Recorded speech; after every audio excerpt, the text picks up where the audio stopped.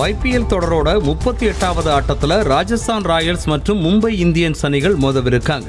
இதுவரை 7 போட்டிகள்ல விளையாடியிருக்கும் ராஜஸ்தான் அணி 6 போட்டிகள்ல வெற்றி பெற்று புள்ளிப்பட்டியல்ல முதலிடத்துல இருக்காங்க. சீசனோட தொடக்கத்துல தடுமாறிய மும்பை அணி தற்போது அதுல இருந்து மீண்டு வெற்றி பெற்றுட்டு வர்றாங்க. ராஜஸ்தான் அணியோட சொந்த மைதானமான ஜெய்ப்பூர்ல இந்த போட்டி நடைபெறவிருக்கு. கொல்கத்தா அணிக்கு எதிரான போட்டியில நடுவர் கொடுத்த அவுட்டுக்கு எதிராக விராட் கோலி ரிவ்யூ சென்றார். ரிவ்யூ கேட்டு 3வது நடுவரும் அவுட் கொடுத்ததால டென்ஷனான விராட் கோலி களத்தில் இருந்த நடுவர்களிடம் வாக்குவாதத்தில் ஈடுபட்டு மைதானத்திலிருந்து வெளியேறினார்.